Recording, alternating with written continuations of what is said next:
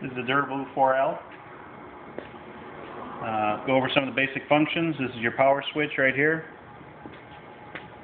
And starting down here, this is the setup button. When I go in that's where you go through all the various parameters to set the machine up. You're going to put the time of day in there, and then the times when you would want the machine to start up and shut down every day. It does have a 7-day timer in it, so it can do you can do a different program every day if you wanted. So that's all done through the setup, which is all explained in the product manual. Second button here is the 7-day clock timer. Once that's turned on, you'll see the light come on. Then you're working with all that clock that you put in, so it would turn on and off every day,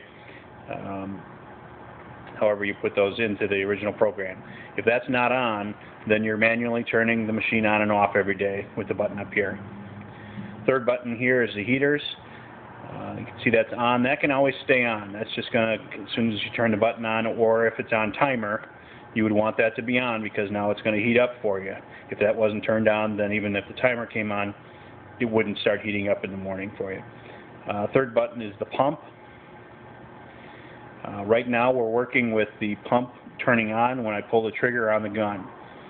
So that can always be on as well because the pump is only going to turn on with the trigger. Otherwise, if we didn't have the switch on, you can turn the pump on, manually with that button. The top one here is a standby. If you're not going to be using the machine for half the day, you can put it into standby, and that brings the temperatures down 100 degrees.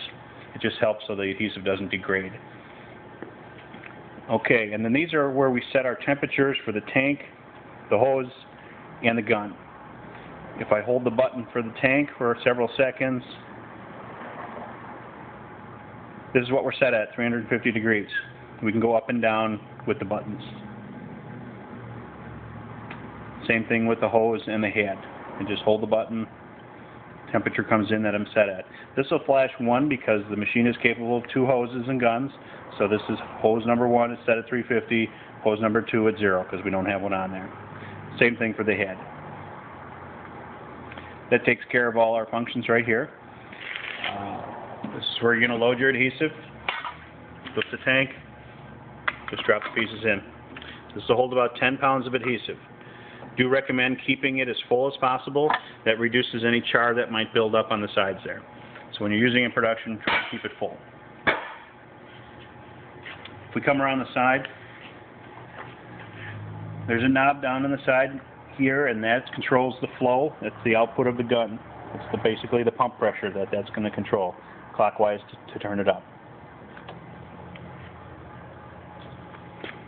Here's our gun. It does swivel. It does have a lock on it.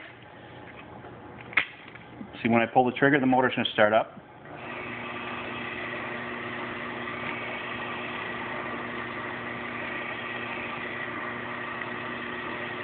So that flow is controlled with the knob back there if I wanted more or less adhesive to come out of the gun. You can hear the motor is still running. You can hear that. It's because I have it set so that the pump comes on when I pull the trigger. And right now I have it set so it stays on for 120 seconds after I pull the trigger. Some people like that because it keeps a constant pressure at the nozzle at all times. Or you can have it set so it just goes on and off with the pull of the trigger. It's all to you as to what you prefer. And that should do it.